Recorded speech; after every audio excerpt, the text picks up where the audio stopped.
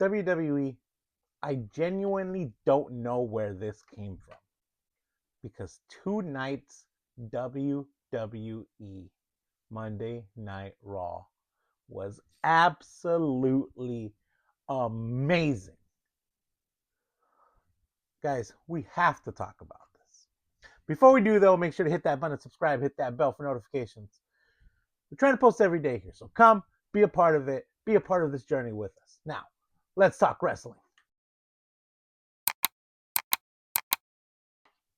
Guys, tonight's Monday Night Raw was absolutely amazing. I don't know what happened to these writers. I don't know who bit them in the ass. I don't know who gave them a stiff little boot up there, but they woke up, and man, was today's show absolutely amazing. As we all know, this was John Cena's final appearance on Monday Night Raw. The show was at Madison Square Garden, which is always a big deal. And the crowd was great. I absolutely love the crowd. Tonight's show was just great from beginning to end. We started off with John Cena coming out to the ring, right?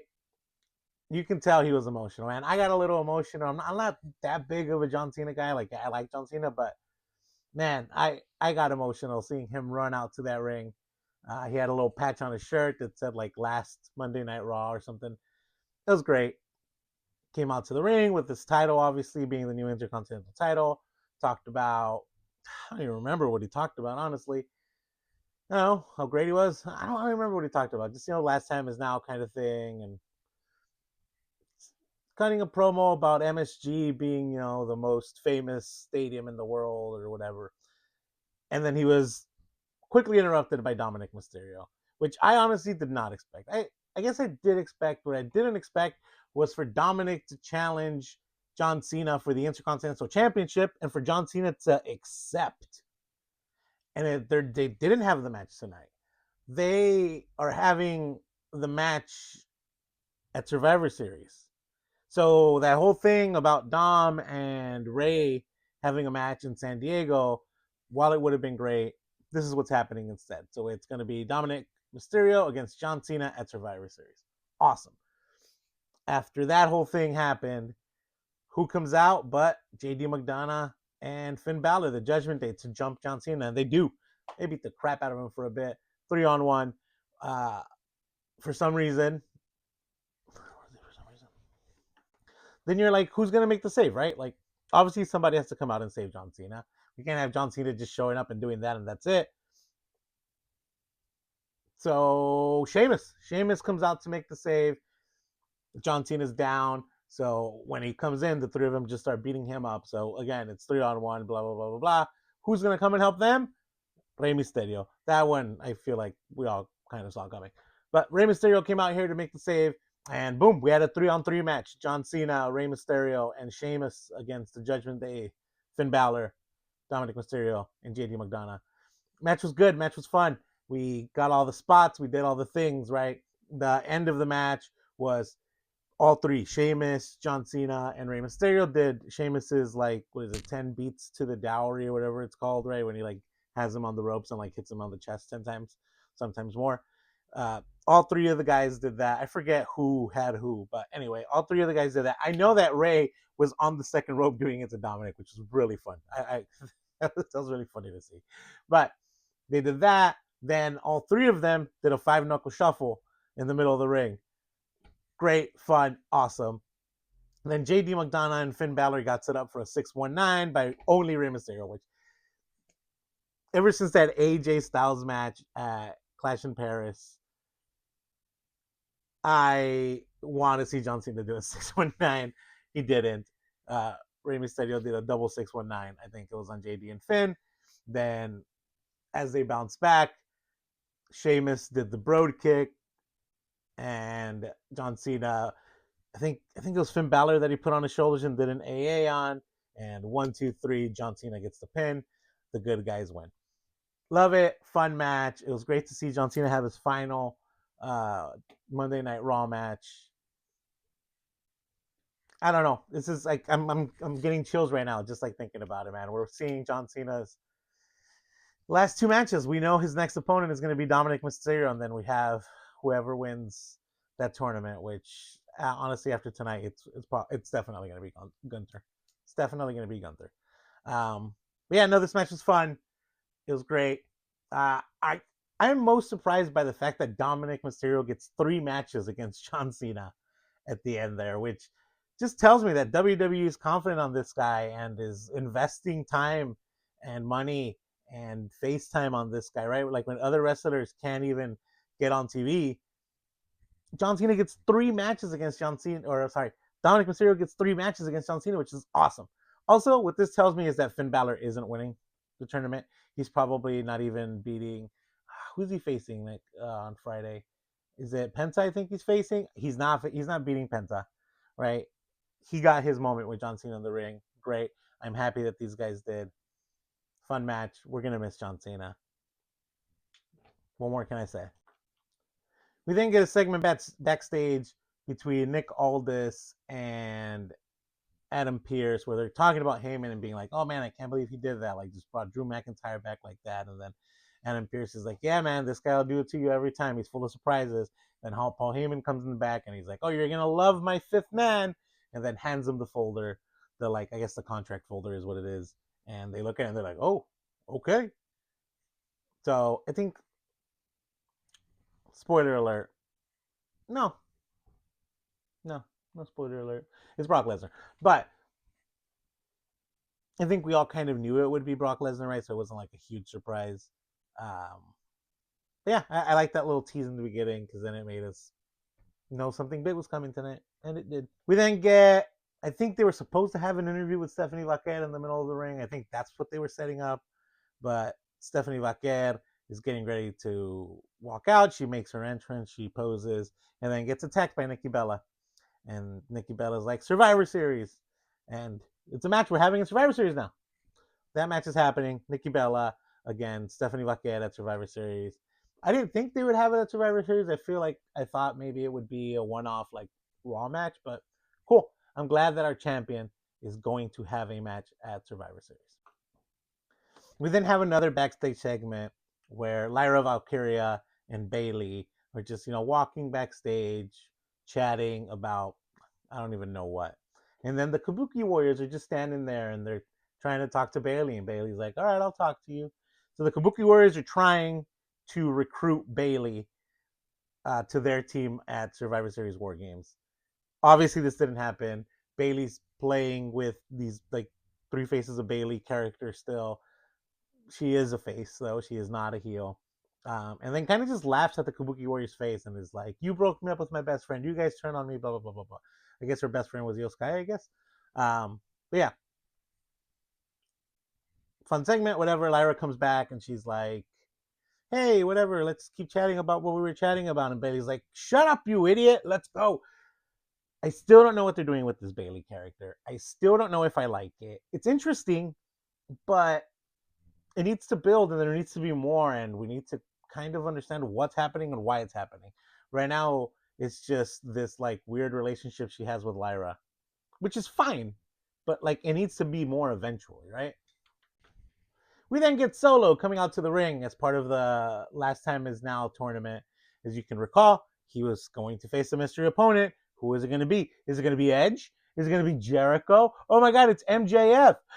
No, it wasn't. It was still really fun though. It was still really fun. I think we all knew that it was going to be a TNA guy. I personally thought it would be Jeff Hardy. I just kind of wanted to see Jeff Hardy be a part of this whole thing because the Hardy boys are cool. They're the best. But it was Dolph Ziggler, which was also really fun to see. Um, there's history between Dolph Ziggler and John Cena, obviously. And, that's kind of what they're doing with these like returns and mystery opponents. That's what they did with Matt Cardona and with Dolph Ziggler, both TNA guys. And it was fun. It was fun to see him in the ring. Man, no one can sell like Dolph Ziggler. The way he sold that like solo spike thing that Solo does. Spoiler alert, by the way, Solo wins, of course. Was like, dude just like collapsed on the floor. And that was just fun. It was just really fun to see Dolph Ziggler as Dolph Ziggler, not as Nick Namath. Man, this dude's good. This dude is good. WWE needs to bring him back. Hot take. I don't know. But yeah, it was really fun to watch him in the ring again. Solo Sikoa won. the WWE guys needed to win because this is the WWE show, right? Like the WWE guys need to look strong and fine, no big deal. I didn't mind it being a one-off for Dolph Ziggler. I enjoyed seeing him on TV again. I don't think he was as appreciated when he was a wrestler on WWE, and I'm glad that some of us appreciate him now. We then move on to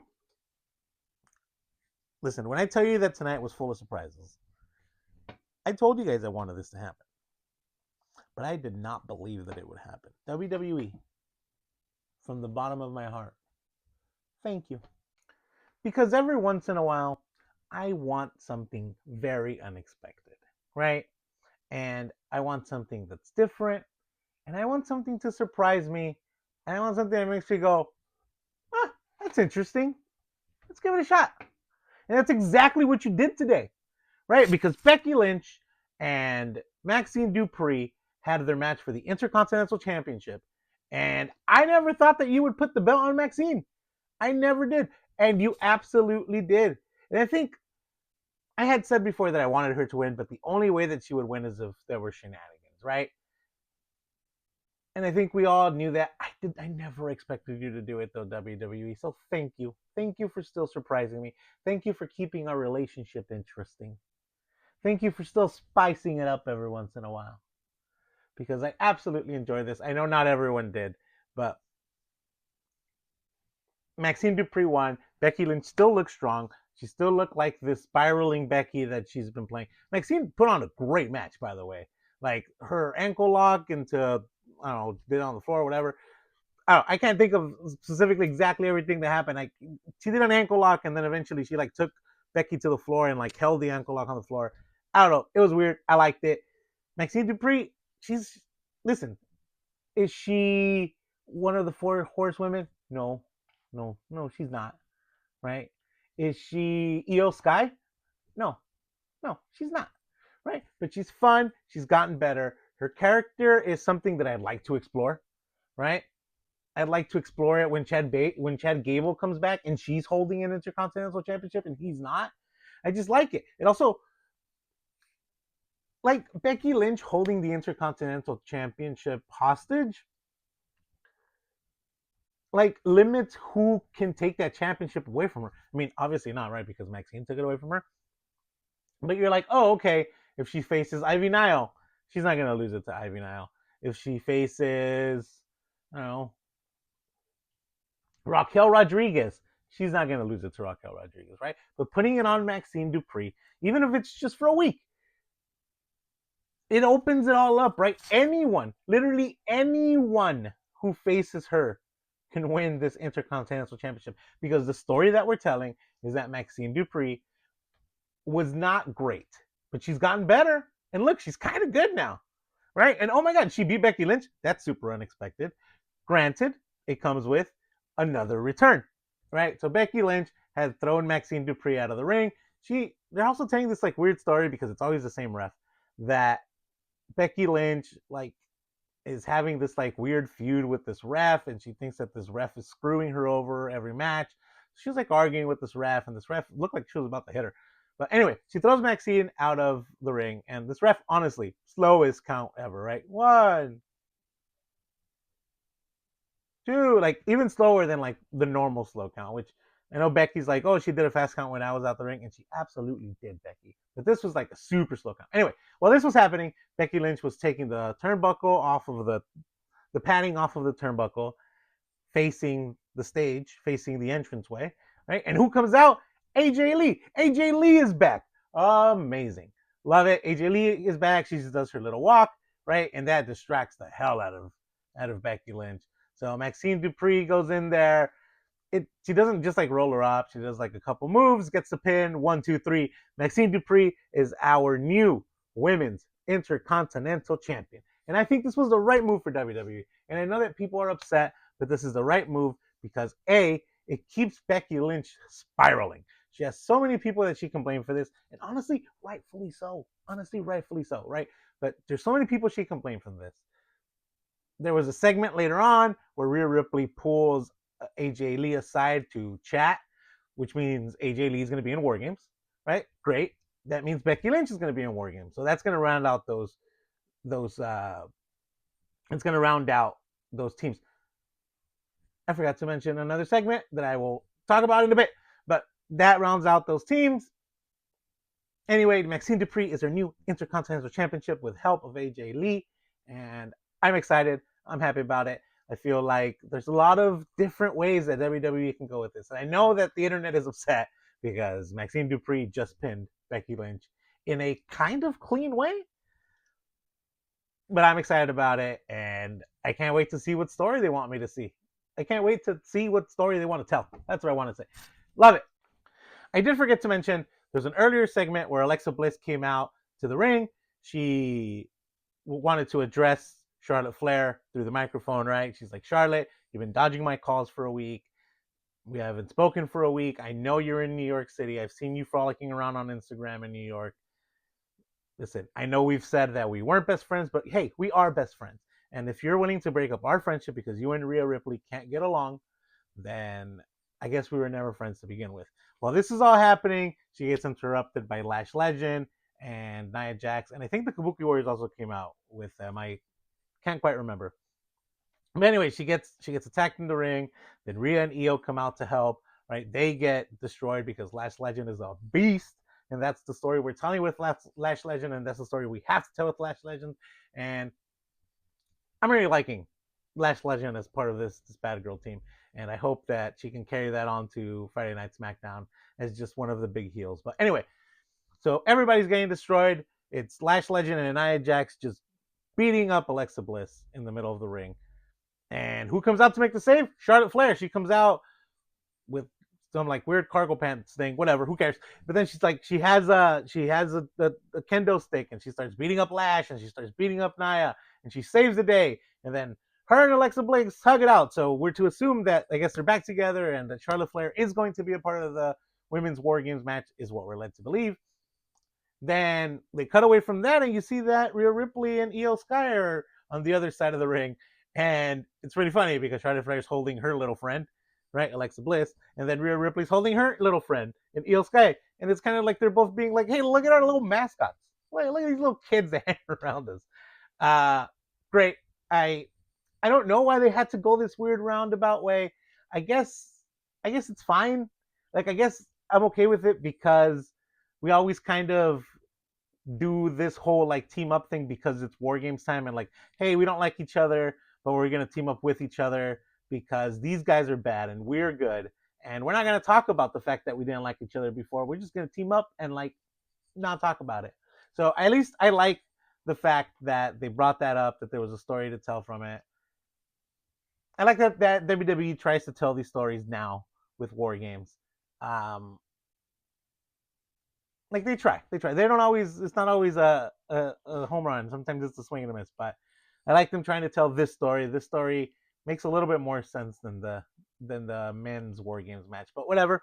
I enjoyed it. So we have our four, and then like I mentioned earlier, we're led to believe that AJ Lee will be the fifth member on the good guys team for women's War Games, and then that means it'll probably be Becky Lynch on the heel team. Which great. Everyone in this match is great. I can't wait to see Lash Legend destroy everyone. She probably won't. The good guys will probably win, but I hope Lash Legend just has a great match. That's it. That's all I want from this match, honestly.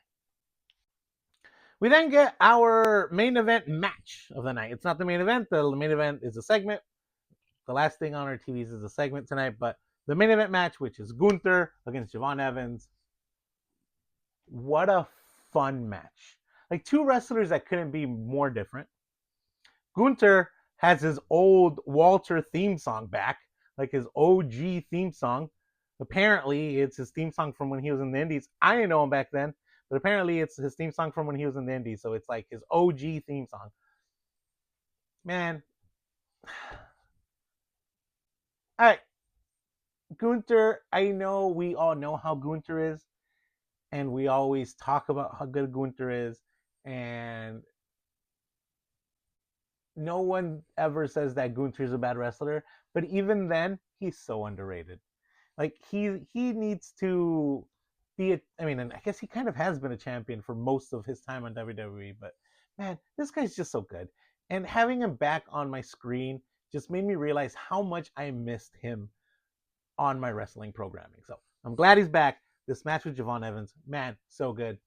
The story they were telling was that Javon Evans was this like kind of not. It's basically a unstoppable force against an unmovable object because he kept throwing himself at Gunther, and Gunther. There's this like cool spot where Javon Evans does a suicide dive onto the outside of the ring, and Gunther just catches him, and just throws him against the ring apron. Right? Amazing, amazing, amazing. Uh, yeah, I mean, it was just an amazing match. Gunther, I forget how this match ends, but at some point, Gunther is able to do a couple power bombs on Javon Evans, and then he puts him to sleep. That's what Gunther does now. So he puts him to sleep. Javon Evans is out. He listen. It doesn't matter that Javon Evans lost this match. This guy's good. This guy is the future of WWE. He's young. He's talented. He's unbelievable. I just put him in the main roster already. Just put a mid card title on him already. I want to see it. I want to see Javon Evans as an Intercontinental Champion or a US. Have him answer Ilya Dragunov's challenge. He answered John Cena's challenge or Sami Zayn's challenge. One of them. Have him answer Ilya's and just have him win. Honestly, just have him win. This guy's ready for the main roster. Let's throw him up there. But yes, Gunther gets the win tonight. He moves on to the next round. And especially seeing this like grand new but old entrance for Gunther and him just coming out as the ring general and having that like swagger that he has, man. Yeah, I know it's been like the rumor that's been happening ever since John Cena announced his retirement tour that Gunther was going to be his final opponent, but Gunther absolutely has to be his final opponent. He just does. Like there should be no one else to retire all of these Hall of Famers like Goldberg and John Cena. It should be Gunther, and it probably will be Gunther, and it's well deserved. And then we have our actual main event, a segment. It was supposed to be a face-off between the good guys team and the bad guys team for Survivor Series War Games, which obviously we knew what was going to happen, right? We knew that this is where the fifth guy was going to come out for both sides and that they were going to fight. That's just what was going to happen. Um, the interesting part, I was on Santi's app's feed on his Twitch while this whole thing was happening.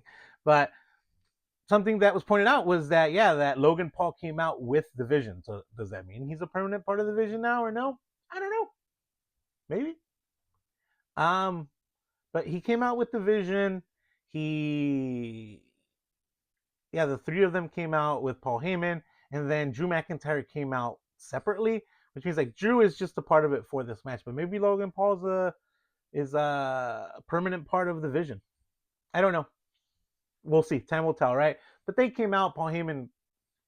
I mean, listen, to say that Paul Heyman cut a good promo is like saying Wednesday came after Tuesday, right? Like Paul Heyman just, of course he cut a good promo, but he built these guys up.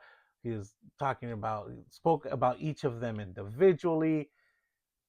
What I found the most important was that the final guy that he like talked about, that was like, and this guy, it was Bronson Reed and not Braun Breaker, right? And he specifically said like, oh, Bronson Reed, defeat of the tribal chief, like acknowledge him as your tribal thief. Fine, great. Obviously, this was building towards what was coming. He talked about how this is the greatest, how he's accompanied teams out to the Survivor Series War Games matches. And I guess he has several, and that this is the best team he's ever had the privilege to accompany out to a War Games match. It's a high bar, Paul, but all right, if you say it, I'll believe it.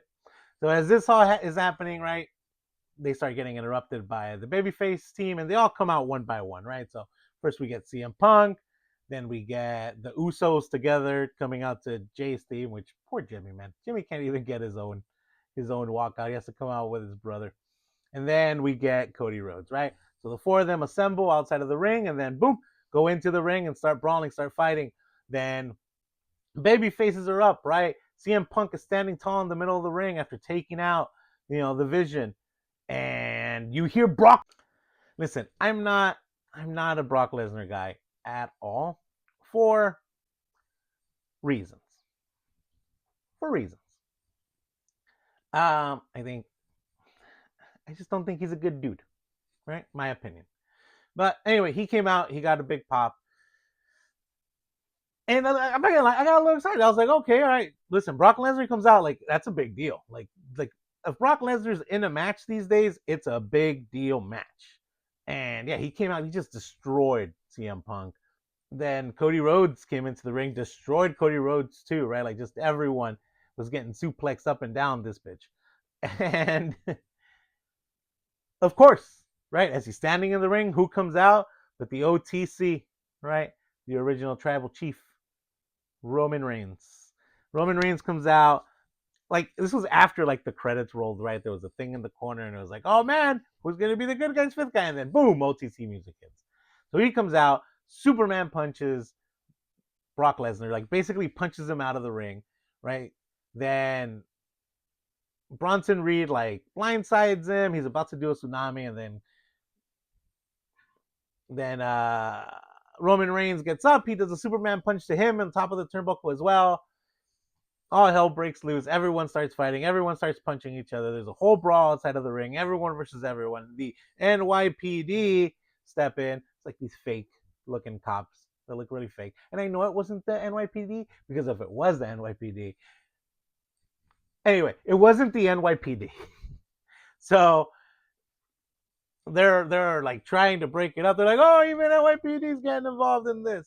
And Roman Reigns just spears the hell. Was it Brock Lesnar? Just spear? No, was it Bronson Reed? I don't remember who. I think it was Bronson Reed. He spears the hell out of Bronson Reed and like takes out a cop with him, right? And yeah, that's how Raw goes off the air, right? Like these guys are fighting outside of the ring.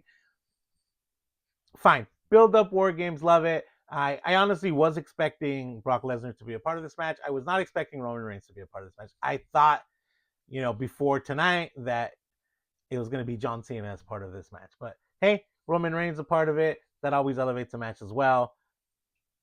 So in this match, we're gonna have it's quite interesting because in this match we will have the WWE World Heavyweight Champion CM Punk and the best in the world CM Punk, the undisputed WWE Champion QB1 Cody Rhodes, the OTC, the longest reigning title holder in recent history for the WWE, right? 1,000 and some odd days. And the Usos. And the Usos. It's like, not even like, and the Usos. It's like, and Jay. All right. And he brought his brother with him, Jimmy. It's funny because it's like, okay, all right, whatever. Like, Jimmy's, hey, guys, I brought Jimmy. Hey, guys, I brought Jimmy. It's fine. No, it's fine. I brought Jimmy. So, anyway, this is going to be a fun match. A lot of just powerhouses in this match. Yeah, enough said. I don't know. I really, really enjoyed tonight's Monday Night Raw. So anyway, let me know what you guys thought in the comments. Let me know what you guys thought of tonight's. I thought tonight's Monday Night Raw was amazing. It flew by. That's always a good sign. It flew by. Everything led to something. Everything had a reason. And it was just a great match. I really enjoyed tonight. It was, if Monday Night Raw was always this, like, man, what kind of life would we be living? Listen, I'm still flying. I might be the only person other than Maxine Dupri's family that is flying high because Maxine Dupri is a champion tonight. But that was great, man. Just what a good Monday Night Raw. A lot of surprises, a lot of comebacks. Listen, it feels like we're creeping up onto Royal Rumble season, right? Like we're creeping up into WrestleMania season. Like once we pass this, we have the little bit of the lull for December, which will be a little cushion because we have that Saturday Night's Main Event where John Cena retires. But then January, boom, like it's Royal Rumble season, baby, and then it's off until WrestleMania. Then we're building up WrestleMania, so it's getting exciting. Things are getting great. Let me know in the comments what you think. Let me know what you think is gonna fall out of all of this, because there's definitely gonna be fallout. This is already planting seeds for WrestleMania, and you can just tell, right? Like these big names don't come back just for a Survivor Series. Like these are all seeds that are being planted for WrestleMania, and I'm here for it. So let me know what you think in the comments. Let me know what you think of this card because we kind of have the card built out already. Maybe they'll add another match, but we have John Cena against Dominic Mysterio for the Intercontinental Championship. We have Stephanie Vaquer against Nikki Bella for Stephanie's title. I don't remember what that is. And then we have the 2 War Game matches. Great. All Raw guys. But anyway, it doesn't matter. Except for, Cody Rhodes, I guess. But yeah. Great. Great. We have the 2, yeah, so this card is starting to shape up. So let me know what you guys think about the card in the comments. Let me know what you guys thought about tonight's Raw. Let me know what you think is going to come out of this. I mean, obviously it's going to be AJ Lee and Becky Lynch joining for the women's War Game match, right? But that'll be fun. It'll be fun to see AJ Lee in a War Games match. Yeah, can't complain about that. So anyway, since you made it this far, though, make sure to drop a like in the comments. Make sure to subscribe. Make sure to follow. Make sure to do all those things. Listen, things are getting exciting, so come and join. Come and see what we're doing here. Let's talk about wrestling together. Anyway, until next time.